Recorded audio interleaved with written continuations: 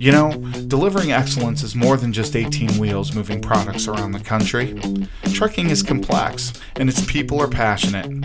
Accommodating a diverse driving workforce, ever-changing regulations, supply chain demands, and new technologies all present their own challenges, but in trucking, the creative and the innovative succeed. Let's understand the people that drive and support the trucking industry. And welcome to Garner Trucking's Beyond the Cab. Hello and welcome to another edition of Beyond the Cab. This is your host, Tim Krolski. It's been a hot minute since we've done one of these, and we've got a lot to talk about, I think, in the upcoming shows that we're going to have. But we wanted to dedicate this particular show to something pretty special within the Garner organization, and that is our Fleet Elite program. And I am pleased to have with me today one Jenny Fowle that will help me with all of the important nuggets of information when it comes to the Fleet Elite program and some of the things that we've put together for our drivers over this past year and what's coming up into next year. So, Jenny, thanks for joining me today. Absolutely. I'm excited to talk about it. So we can't move forward without at least reflecting back a little bit. Back in September of this year, we had our Kalahari Family Fun Weekend, you might as well call it. Yes, it was. And we had a great time with that. And one of the things we like to do there is honor those drivers that have excelled at their job and done all the right stuff. And we've got a nice little laundry list of drivers that kind of completed that task, that bubbled to the top.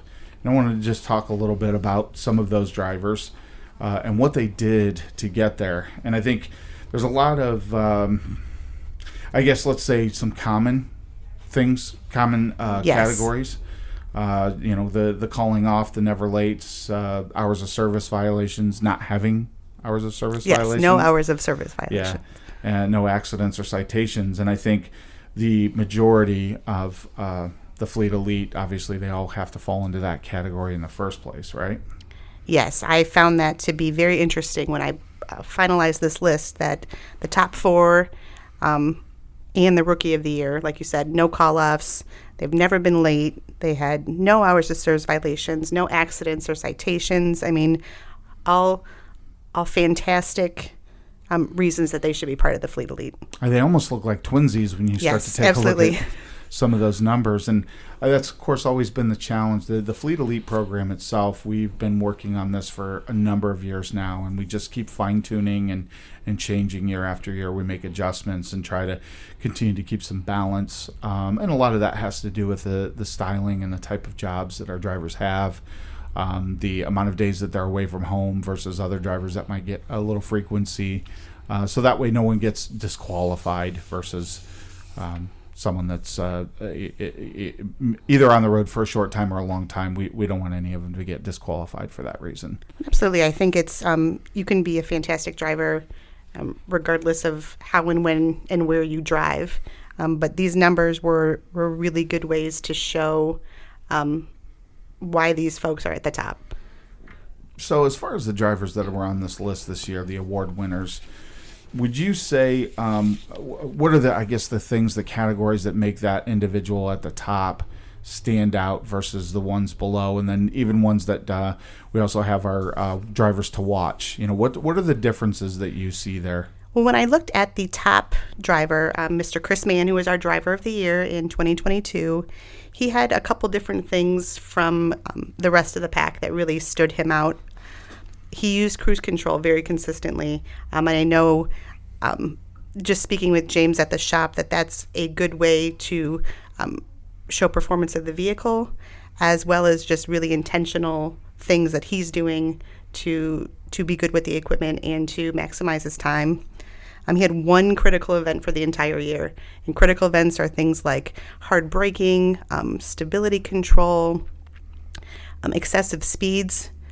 Chris Mann had one for the entire year, which I thought was phenomenal, yes. And he had referrals. We give 25 points for each referral. And one day he went to his school, stopped and visited, and was able to provide McKinsey and recruiting with 9 referrals in 1 month. That has real impact for the organization, Absolutely. Obviously. What are some of the other categories that kind of weren't mentioned in this that we're grading our drivers on? Do you want to talk about last year or some of the Yes. things this year? No, Okay. I want to talk about last year because we're going to get to this year. We've got a lot of pretty cool things and adjustments that we've made. And I want to talk a little bit about our board, too, when we get to that point. I agree. Well, DOT inspections were part of last year's and have been for several years. Those are just, if you get pulled over, if you have 0 violations, you get positive points. If you have violations, you get negative points.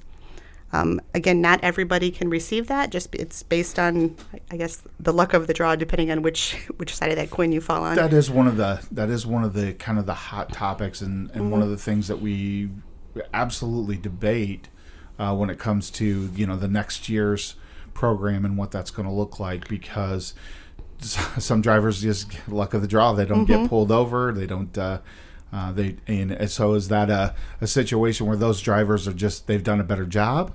I don't think it is, because then Right. you'd always have negative points if that were the case.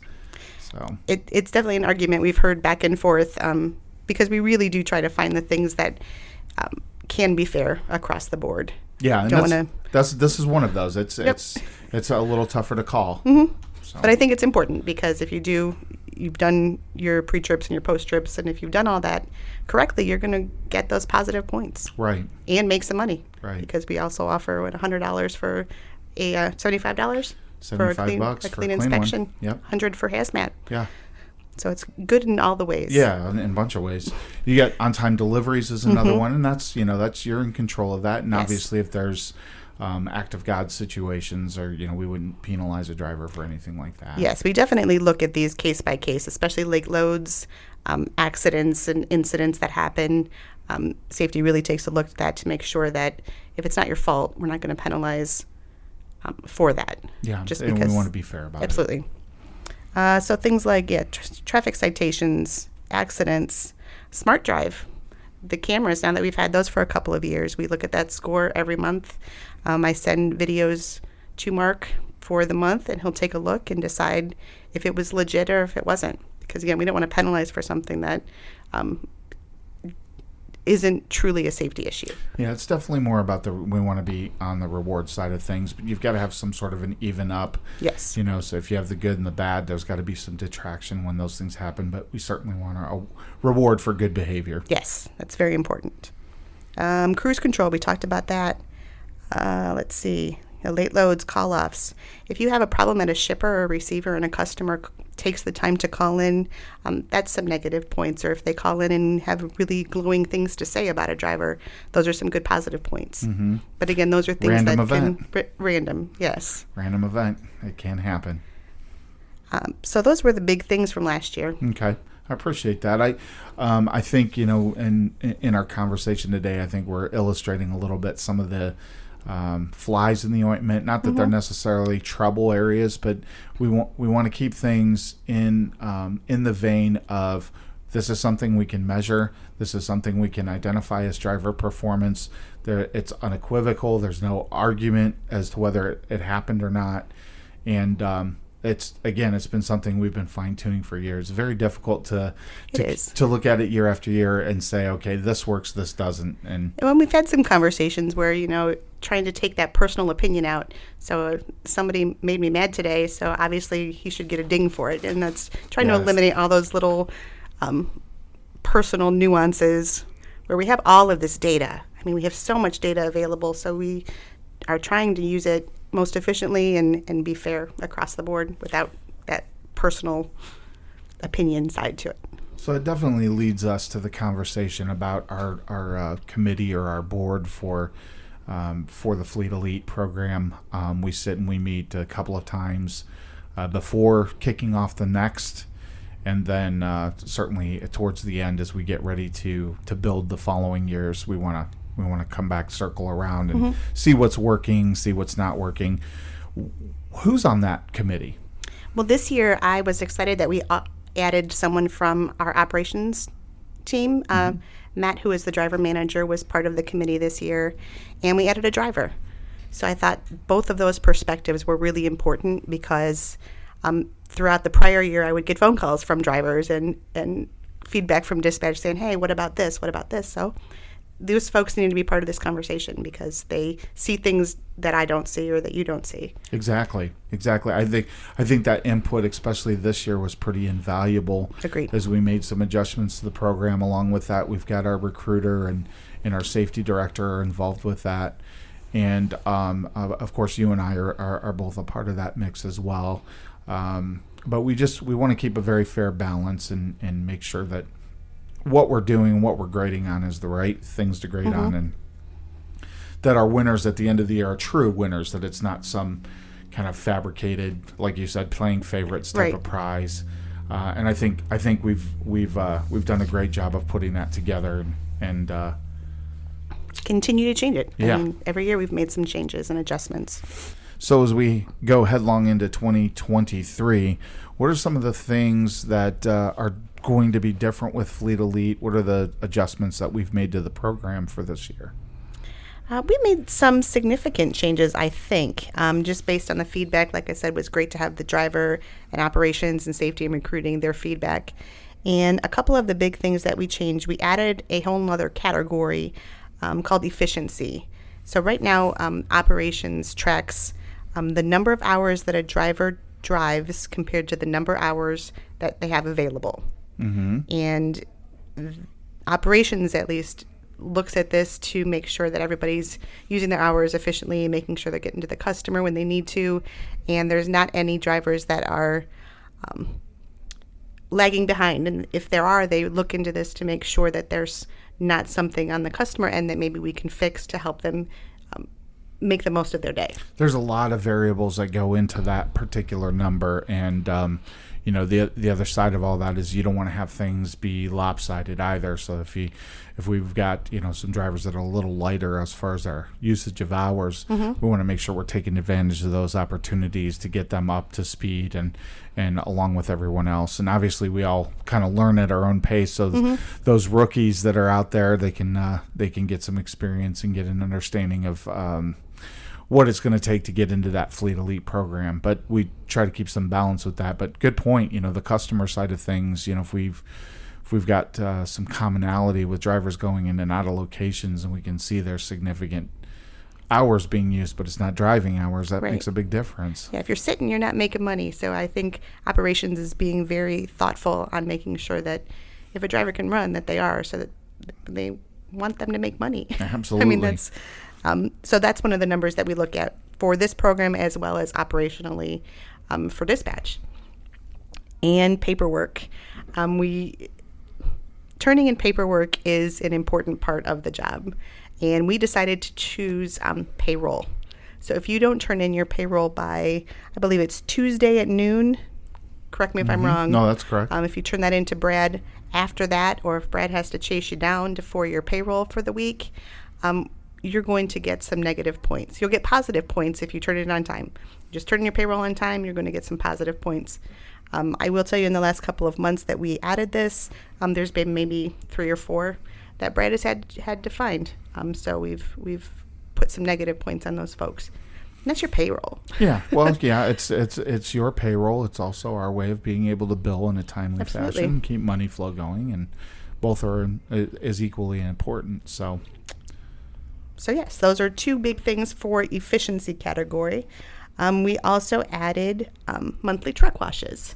We were trying to think of a way to highlight those folks that are making these large black and red Garner billboards on the road look as nice as possible, look as professional as possible. So every driver gets at least 1 truck wash per month, paid for by Garner. And if they use that, they get positive points. I think it's an easy way to do the image thing. I really do. It just pretty cut and dry, very easy. We get a monthly report, monthly bill, and we can just go from there. And these are from the Blue Beacon, in case anyone is unclear. With this month's report, I'm also going to send the map of all the Blue Beacons in case anybody needs just a refresher on where those are available. So we've got another addition to this year's program. You had put this out in the newsletter, but the big change this year. Kind of saved that for last. And I think probably maybe wise, because I think it deserves a little bit of explanation. Agreed. and getting our folks to all understand that there's nothing positive or negative from one type of fleet to another, whether you're a 5x6 driver, a 4x4 driver, or local driver. None of that really kind of plays into this. It's just that the opportunities that can come up, and I'll let you kind of explain the specifics about this. But Sure. So what we've done is add some point differential for our over-the-road fleet as compared to the 4x4 fleet. I'm trying to think of ways to, like you said, you're driving more, so there are going to be more opportunities to make good choices, or there's a lot of opportunities that you can make less good choices. So we wanted to just kind of recognize that the amount of time that an over-the-road driver spends in the cab is 30% more than a 4x4 driver compared to the average from last year. So we took that 30% and we are going to add 30% to certain metrics that are scored for the Fleet Elite. The driving specific things that are scored. Things like hours of service, accidents, traffic citations, your smart drive score, your cruise control usage, all things that happen while you're behind the wheel. And the over-the-road drivers spend that extra 30% behind the wheel either making those choices or not making those choices. So we're tacking on 30% to a handful of the things that we're scoring for the year. we're also subtracting, though. Correct. As well. So, yes. So for every good deed, there's also the bad side of that, too. If you run into some problems with some of that, it can actually detract from your points as well. Yes. So it's something new, something different. I've heard some comments from some of the drivers. Agreed. Same. Yeah, and it's just very important that they understand that. Really, at the end of the day, we actually took a look at this year's winners. Yes, because it wouldn't have changed anything, right? Correct. Yes, I ran the 30% score for the current Fleet Elite from 2022, and all at least the top four would have remained top four. Yeah. So that 30% wouldn't have changed anything. But like you said, this is kind of it's a sticky one, and trying to explain and just make sure that we're not trying to penalize anyone either way. Right. Just trying to recognize that there is a difference. Well, I think the hard part with this is that it's easy to hear right. the 30% more. Mm-hmm. It's not so easy to hear the 30% less, right? Right. So if you're having some poor behaviors behind the wheel or in your job, obviously it's going to penalize that driver. And by right, I see the thought process there with a driver that is out on the road a little bit more. Mm-hmm. So there's more risk there. There's more opportunity for error or problems. So rewarding for that's not such a bad thing. It's the same thing as awarding a driver 1 million miles or 2 million miles or 10 million miles versus, one driver may make that inside of a 10-year stint. Another driver could make it in 7. Another driver, it might take 12 years. But the award's the award at that point in time because that's Correct. the milestone you've hit. Correct. Does that make sense? I think so. Sometimes I speak a little Polish, so that's okay too. You're talking to a Polak yourself, so it's fine.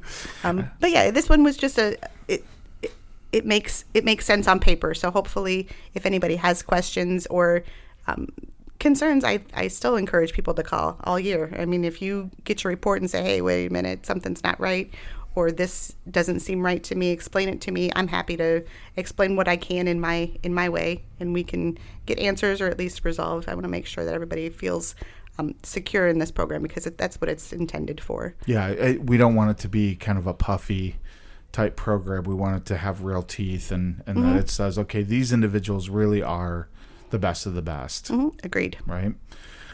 It does bring up another point. You had talked a little bit about your monthly reports. Yes. What? How do we communicate those? What does that look like? What does the driver get to see? So I have sent out. It's a monthly email, and it shows each of their scores and each of the different metrics that are scored.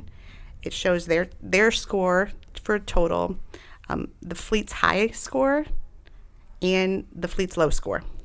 So and where they fall in that range. It's totaled every month, so it's not, you don't get to see this month's score. You're going to see the rolling score. Right. So from the last 4 months, that's what you'll get probably next week when I send that out. Okay. All right.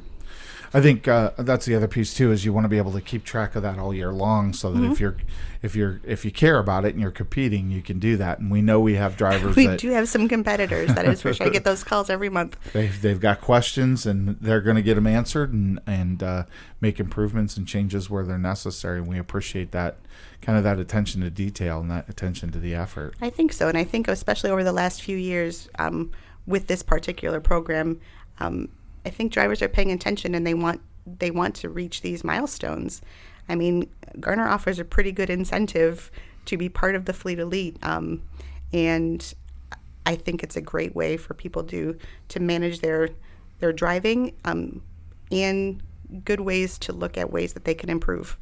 Well, and at the end of the day, the appreciation for doing a job well done, everyone loves that, right? At the end of the day, if you can get some kudos for those types of things, for just going out and doing a great job every day, or being the best at what you've done, you know, it's kind of high praise and high honor to have a program like that one. And I think those that do take advantage of it and really pay attention to what they're doing really appreciate the end result, let's say. Well, absolutely, and I think going against this fleet of drivers is hard. We have really good drivers in the whole fleet. Very true. So I think to be the best of that group is phenomenal.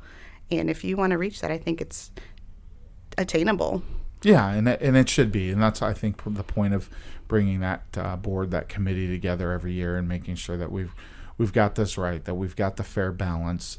I know one of the big dynamic differences this year versus having maybe just the ops director or myself, you know, having a driver manager that's dealing with the drivers each and every day, having that driver on board to say, hey, look, this makes sense, this doesn't make sense.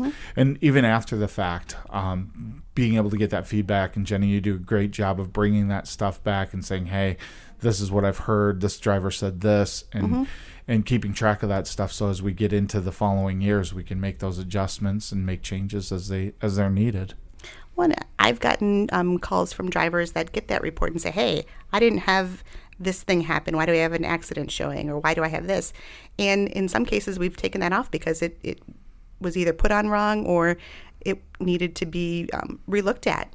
Yeah. Or if there's an issue with the truck, we had somebody, I forget what the actual issue was, but the truck was brought back to the shop, and they made some changes, so they were able to run their APU or run cruise control differently because something on the truck needed looked at. Right. So this is just a really good, I think, way for all of the departments to stay on top of everything.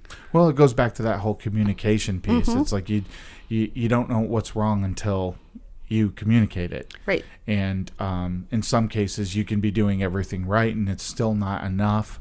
And so that having that communication and coming back and saying, okay, look, something's not right with the equipment. Something's not right. Well, I'm doing everything you're telling me to do. And we can get that stuff taken care of very easily, I think, in a lot of cases, and get them back into the right lane or the right gear, so to speak. No puns intended, right? Wah, wah. Jenny, anything else that you would add to our Fleet Elite for 2023, and in terms of changes, things to look out for? I think for the changes, we're probably done for this year, since we're about halfway through. It's all done. But I would encourage everyone to take a look at those reports. If you aren't getting them, let me know. I'm starting a new process, so if you're not getting it, it's something that I need to fix. So let me know. If you see something on your report that doesn't look right, call me. We'll get it taken care of, or I can at least get you an answer as to why it's on there. And if you have feedback or ideas for next year, let me know. We can include you possibly in next year's planning committee if we need to change I'd like to have things. A few drivers. Yeah, I think that's been valuable input. I agree. Totally agree. Well, Jenny, I appreciate your time. I know you're very busy. There's always some project or next thing that's coming. I know we've got a big one getting ready to roll out here in a couple of weeks, and we can stay tuned and have another podcast just on that thing if you want to do that. But in the meantime, I do appreciate your time today and your expertise with what we've been able to put together, and kind of keeping us between the rails here and giving us a great explanation on that Fleet Elite program. Absolutely. Once again, I am Tim Krolski, and this has been another edition of Beyond the Cab.